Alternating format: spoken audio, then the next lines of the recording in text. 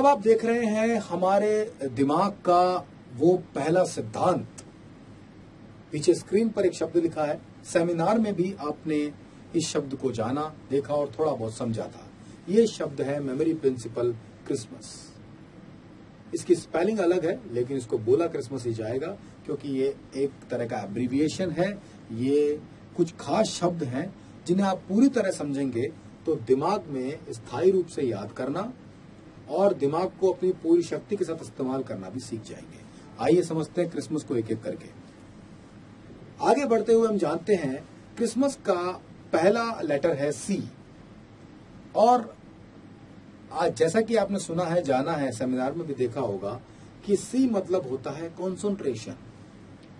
ये बात तो हम बचपन से सीखते, लिखते, पढ़ते, समझते और सुनते आए हैं कि किसी भी चीज को अगर अच्छी तरह सीखना है, पक्का करना है, याद करना है या पढ़ाई में मन लगाना है, ये सब करना है तो हमें जरूरी है एक अच्छा कंसंट्रेशन करना। कंसंट्रेशन स्ट्रांग होना चाहिए, ये हमने सुना है। कई बार हम सुनते हैं कि वैसे तो सब कुछ ठीक है पर कंसंट्रेशन वीक है। मैं आज आपको बताना चाहता हूं, कंसंट्रेशन न तो कभी वीक होता है न कभी स्ट्रांग होता है। कंसंट्रेशन या तो कंट्रोल्ड होता है या अनकंट्रोल्ड होता है।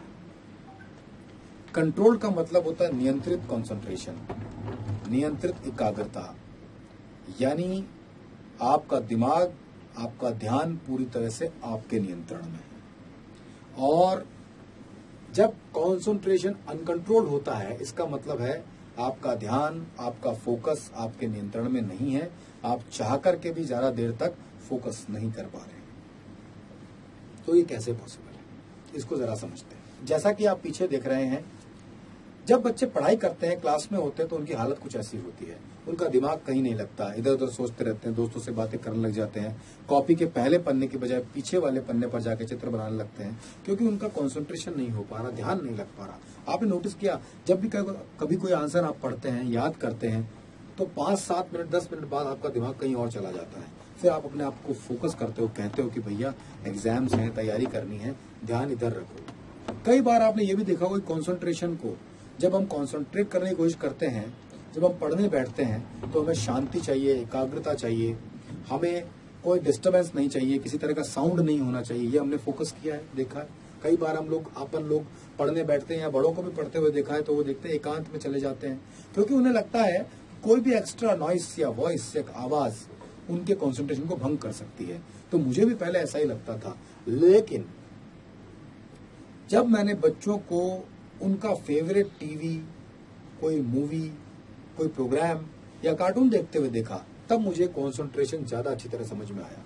आपने कार्टून देखने वाले बच्चों को देखा है, उनके कान में आके चिल्लाओ तब भी आवाज नहीं आती उनको।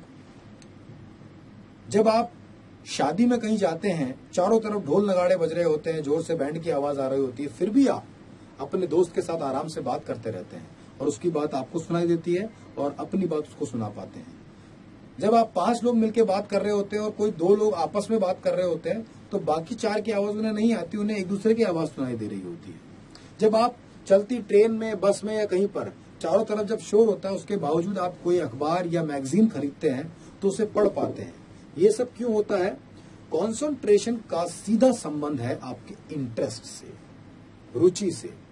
जिस चीज में दिमाग को इंटरेस्ट आता है, जो चीज ऑलरेडी इंटरेस्टिंग है, जिस चीज में कोई ऐसी बात है जिसकी वजह से वो आकर्षित कर रही है, उसमें मन लग रहा है अपने आप ही, यानी इंटरेस्ट अगर है तो कंसंट्रेशन अपने आप स्ट्रांग हो जाता है, अपने आप कंट्रोल में आ जाता है और 100% हो जाता है। यानी पढ़ाई अगर इंटरेस्टिंग नहीं है तो आप कितने भी मेहनत कर लें, आप उसके अंदर 100% कंसंट्रेशन बनाए नहीं रख सकते। लेकिन अगर आप कुछ ऐसा करें कि पढ़ाई को इंटरेस्टिंग बना दें, किसी खास फॉर्मेट में ले आए, तो पढ़ाई भी इंटरेस्टिंग होने की वजह से कंसंट्रेशन को 100% रख पाने में मदद करने लगेगी। कंसंट्रेशन और इंटरेस्ट आपस में बेस्ट फ्रेंड्स होते हैं। आइए इन दोनों फ्रेंड्स को जानते हैं और कंसंट्रेशन पढ़ाई में 100% कैसे होगा, यानी पढ़ाई में इंटरेस्ट कैसे आएगा या पढ़ाई को इंटरेस्टिंग कैसे करेंगे, इसको समझने के लिए हम आगे बढ़ते हैं।